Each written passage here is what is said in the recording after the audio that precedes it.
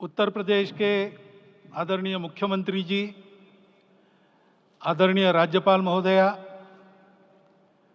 देश के आज विद्यमान सभी पंथ संप्रदायों का प्रतिनिधित्व करने वाले हमारे संत ऋषि आचार्यगण और समाज के सब स्तरों का प्रतिनिधित्व करने वाले निमंत्रित महानुभाव, आज का आनंद शब्दों में वर्णनातीत है और उसके वर्णन करने का प्रयास इसके पहले के वक्तव्यों में अच्छा हो गया है। यह भी बता दिया गया है और हम जानते भी हैं कि आज अयोध्या में रामलला के साथ भारत का स्व लौट के आया है।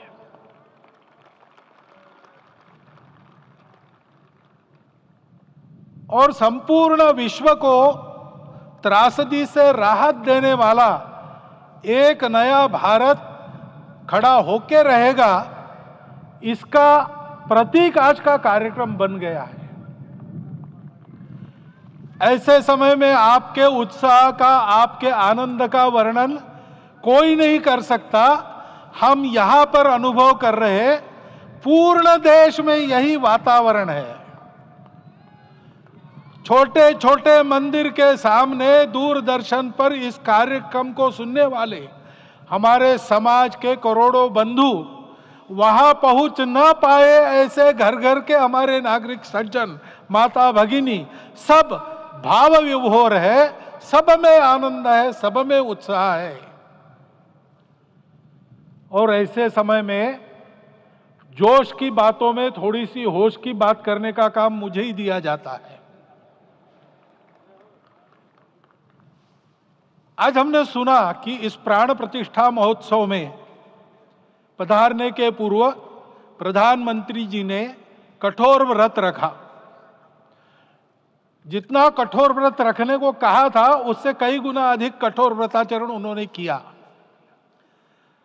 मेरे पुराना उनसे परिचय है, मैं जानता हूं वो तपस्वी है ही,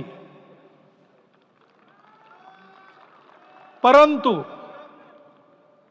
वो अकेले तप कर रहे हैं, हम क्या करेंगे।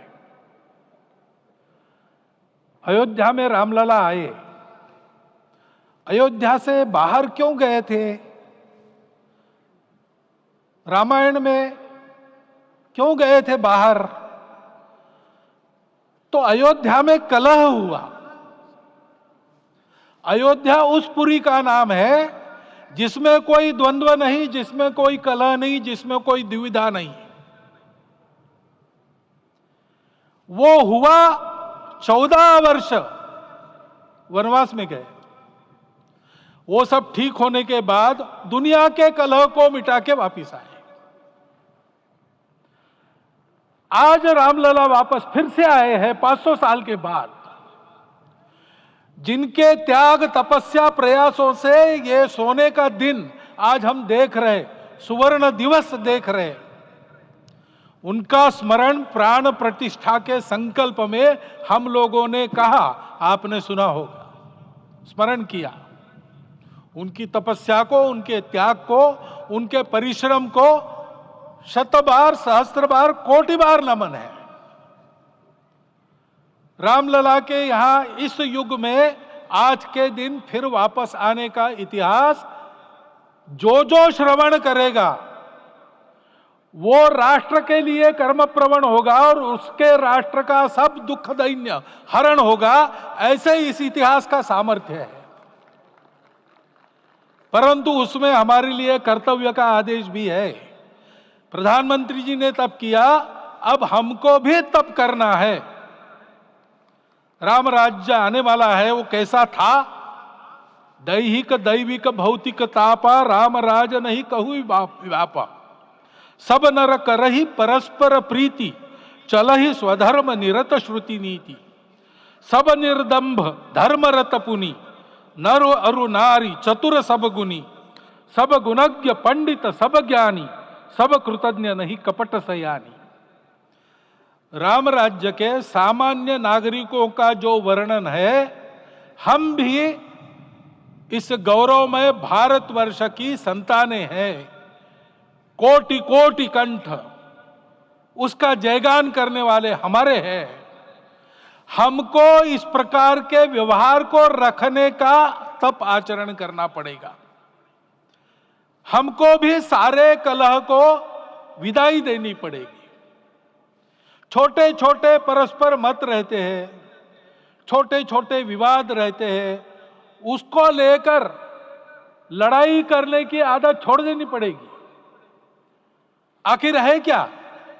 ये बात बताई वो सामान्य नागरिक कैसे थे? निर्दंभ, प्रामाणिकता से आचरण करने वाले, केवल बातें करने वाले नहीं और बातें करके उसका अहंकार पालने वाले नहीं थे। काम करते थे, आचरण करते थे और अहंकार नहीं था। ऐसे वो थे और धर्मरत थे। यानी क्या थे? इस पर कठिन भाषा में प्रवचन बहुत लंबा हो सकता है, लेकिन थोड़े में धर्म के जो 4 मूल्य जिनकी चौखट पर धर्म है, ऐसा श्रीमद् भागवत में बताया है, सत्य, करुणा, शुचिता, तपस, उसका आज हमारे लिए युगानुकूल आचरण क्या है? तो सत्य कहता है कि सब घटों में राम है, ब्रह्म सत्य है, वही सर्वत्र है। तो हमको ये जानकर आपस में समन्वय से चलना होगा, क्योंकि हम चलते हैं, सबके लिए चलते हैं, सब हमारे हैं, इसलिए हम चल पाते हैं। और इसलिए आपस में समन्वय रखकर व्यवहार करना, यह धर्म का पहला जो पैर है, सत्य, उसका आचरण है। करुणा दूसरा कदम है, उसका आचरण है सेवा और परोपकार। सरकार की कई योजनाएं गरीबों को राहत दे रही, सब हो रहा है, लेकिन हमारा भी कर्तव्य है, ये सब समाज बांधव हमारे अपने बंधु है। तो जहां हमको दुख दिखता है, पीड़ा दिखती है, वहां हम दौड़ जाए, सेवा करें, दोनों हाथों से कमाएं, अपने लिए न्यूनतम आवश्यक रखकर बाकी सारा वापस दे, सेवा और परोपकार के माध्यम से। यह करुणा का अर्थ आज है। शुचिता पर चलना है, यानी पवित्रता होनी चाहिए। पवित्रता के लिए संयम चाहिए, अपने को रोकना है। सब अपनी इच्छाएं, सब अपने मत, सब अपनी बातें ठीक होंगी ही ऐसा नहीं, और होगी तो भी अन्यों के भी मत है, अन्यों की भी इच्छाएं हैं। और इसलिए अपने आप को संयम में रखते हैं तो सारी पृथ्वी सब मानवों को जीवित रखेगी। गांधी जी कहते थे, earth has enough for everyone's need but it cannot satisfy everyone's greed. तो लोभ नहीं करना, संयम में रहना और अनुशासन का पालन करना, अपने जीवन में अनुशासित रहना, अपने कुटुंब में अनुशासन रहना, अपने समाज में अनुशासन रहना। सामाजिक जीवन में नागरिक अनुशासन का पालन करना। भगिनी निवेदिता कहती थी कि स्वतंत्र देश में नागरिक संवेदना रखना और नागरिक अनुशासन का पालन करना, यही देशभक्ति का रूप है। इससे जीवन में पवित्रता आती है। और तपस का तो मूर्तिमान उदाहरण आपके सामने आज दिया गया। व्यक्तिगत तपस तो हम करेंगे, सामूहिक तपस क्या है? संगच्छध्वम संवदध्वम सम वो मनांसी जानता। हम साथ चलेंगे, बोलेंगे आपस में, उसमें से एक सहमति का संवाद निकालेंगे, एक ही भाषा बोलेंगे, वो वाणी मन वचन कर्म समन्वित होगा और मिलके चलेंगे, अपने देश को विश्वगुरु बनाएंगे। ये तपस हम सबको करना है। 500 वर्षों तक अनेक पीढ़ियों ने लगकर परिश्रम करके, प्राणों का बलिदान देके, खून पसीना बहाकर आज ये आनंद का दिन सारे राष्ट्र को उपलब्ध करा दिया। उन सबके प्रति हमारे मन में कृतज्ञता है। मैं यहां बैठता हूं तो मेरे मन में विचार आता है कि मुझे बिठाया, मैंने क्या किया? वो तो जो उन्होंने किया उसका प्रतिनिधि भी मुझे बनाया गया है। उस प्रतिनिधि के नाते मैं ये अवदान स्वीकार करता हूं और उन्हीं को अर्पण करता हूं। परंतु उनका ये व्रत हमको आगे लेके जाना है। जिस धर्म स्थापना विश्व में करने के लिए राम का अवतार हुआ था, उस धर्म स्थापना को अनुकूल स्थिति अपने आचरण में अपने देश में उत्पन्न करना, यह अपना कर्तव्य बनता है।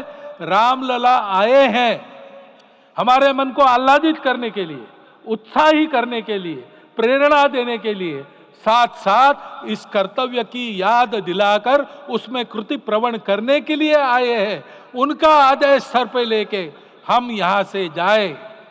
सब लोग तो यहां आ नहीं सके, लेकिन वो सुन रहे, देख रहे। अभी इसी क्षण से इस व्रत का पालन हम करेंगे तो मंदिर निर्माण पूरे होते होते विश्व गुरु भारत का निर्माण भी पूरा हो जाएगा। इतनी क्षमता हम सबकी है। इसका मैं एक बार स्मरण देता हूं, आप सबको धन्यवाद देता हूं और मेरे 4 शब्द समाप्त करता हूं। भारत के